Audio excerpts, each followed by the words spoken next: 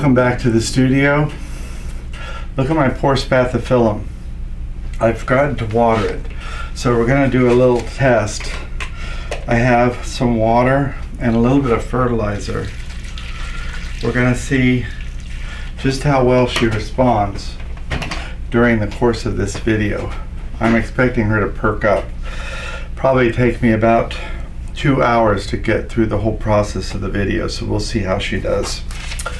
Today, I know we're in progress of doing Zen Garden, and I have, I think, 3 of the blocks finished for that, ready to go, I think.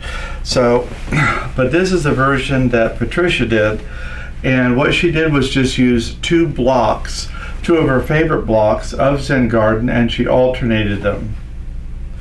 And this is a real cute example of what you could do when you like a couple blocks of a kit, but you don't like all of them. You could just order several of those 2 blocks, or even 1 block and make it a 1 block wonder. So I have a pretty good backing fabric that matches this, and it's a batik as well. This is all batik fabric, except maybe this sashing. I think this sashing is printed, but that is irrelevant.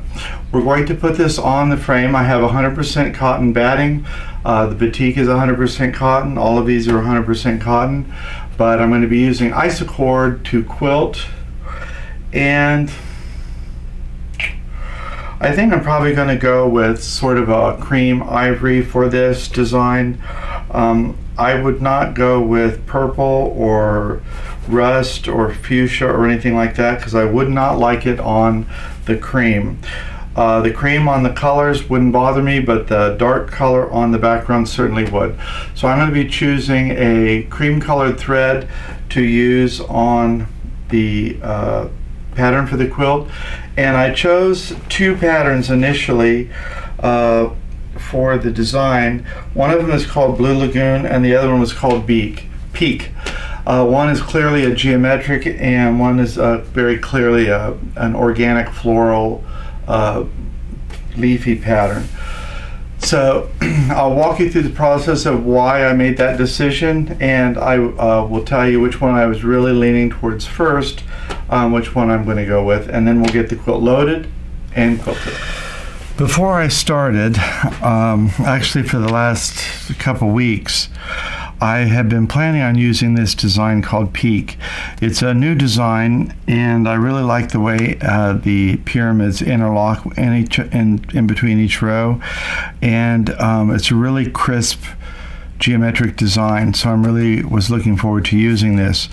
And a lot of times when I have a quilt that has a lot of floral elements or curves to it, I like to contrast that with a geometric design.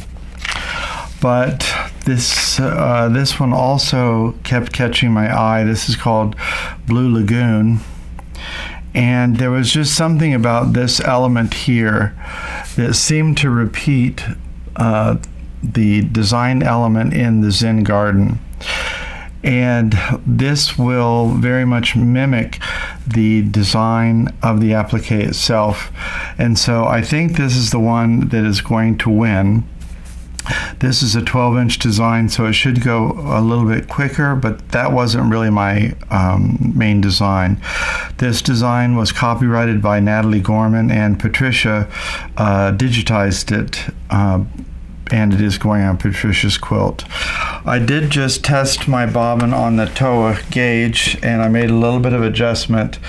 So I am ready to quilt. I have my ivory thread on, and I have the quilt top basted to the frame and to the bottom rail, and all I have to do now is program in this design, and we can get ready to see some sewing action. I'm in the back left corner, which is where I need to be for the IntelliQuilter to start. That's where its home base is as far as programming a quilting design. So I'm going to hit sew, design sew, and start new. I have a work in progress. Do I want to replace it? Yes. Do I want to erase it permanently? Yes, because it's something that I've already finished. And the project time for the last project was 2 hours. Do I want to reset? Yes, I do. I'm going to be using a pantograph today. A pantograph is the same as an edge to edge, E to E, or E to E. They're all the same thing. So I'm going to use pantograph today, and because the quilt is longer than I can move the head of the machine, I have to enter that dimension manually. And the size of the quilt is 43 inches across, but I'm going to add a couple inches to that. So I'm going to say 45. And the length of it is 64, so I'm going to say 67. And so now we have a visual representation on the screen of the quilt top. I could have done this horizontal or vertical. I don't think it would have made that much of a difference with this pattern, but I am going to go with it as it was designed. So I'm going to hit finished, and I'm going to go down to, I believe this is in my downloads, and it's called Blue Lagoon, so I could just hit B.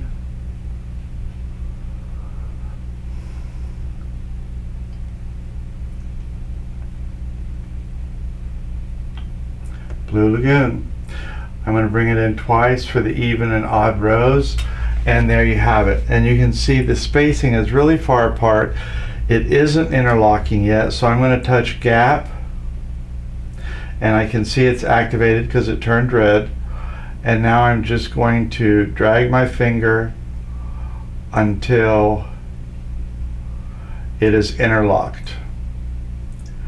And now it's way too big. It's 23.5 inches on the pattern height, and the pattern height is supposed to be 12 inches. So now I'm going to activate that, and what I'm activating actually is the row height, but what I need to get to is the pattern height. So I'm going to ignore the row height number, and I'm going to focus on the pattern height number. And again, I'm just going to use my finger to get down to that number.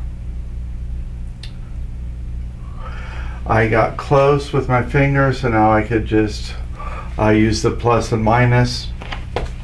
Can't really use the keyboard here because we don't know what number of row height is going to make the pattern height the correct number. So this is what we have for the quilt. So it looks like 1, 2, 3, 4, 5, 6, 7, 8, 9, 10, approximately 11.5 rows. So I better get started. So I'm going to hit finished.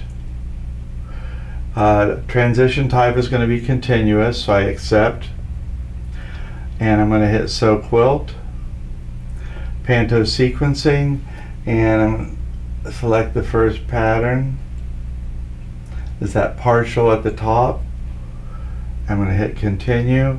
I'm going to again hit panto sequencing, and I like to alternate my rows so left to right, and while I'm over there, right to left, while I'm over here, left to right, and so forth. So I'll alternate, and I like to tie off in between rows, and I'm going to do the whole cloth, the whole quilt.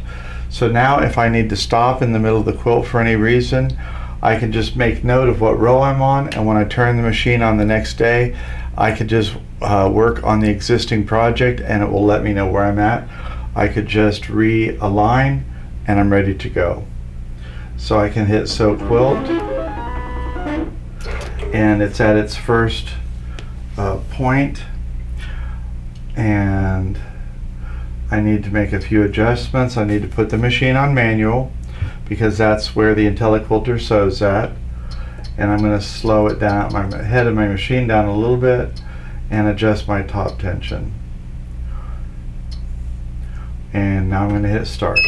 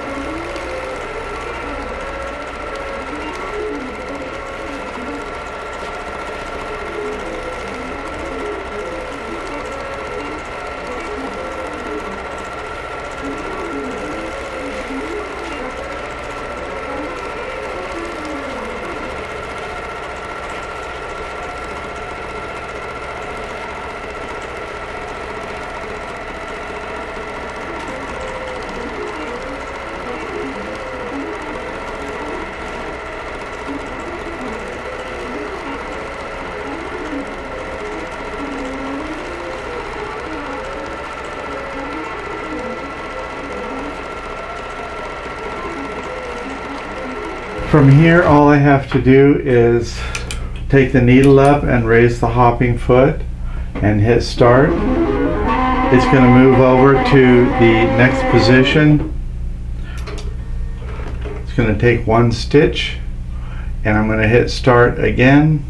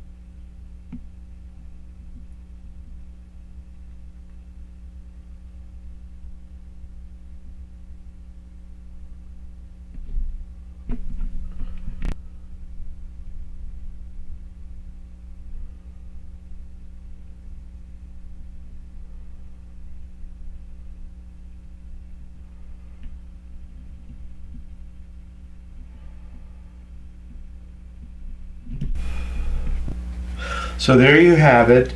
This is the finished quilt. I quilted this with Blue Lagoon from Urban Elements. This was designed by Natalie Gorman and it was digitized by Patricia Ritter. Patricia Ritter also did the Zen Garden.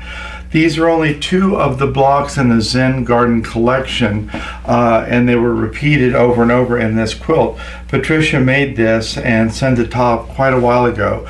The cool thing is, I think it's cool anyway, just about fabric.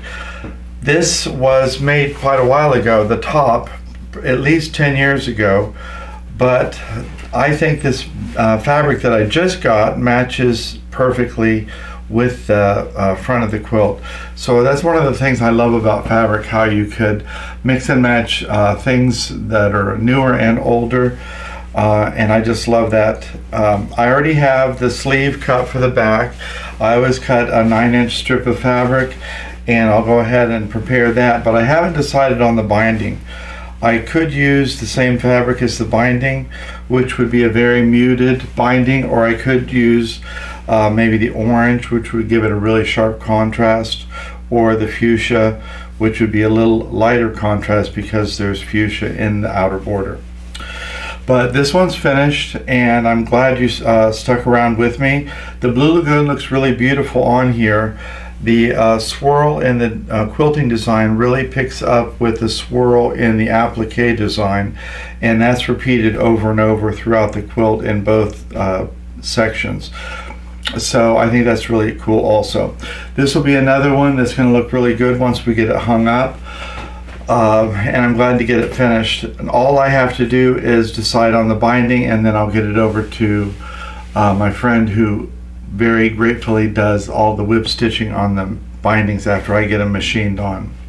So thanks for joining us today in the studio for another quilt. Oh, and look, my spathiphyllum did perk up, and I'm very grateful. Thanks for joining us in the studio. Make sure you take care of yourself and do something nice for yourself.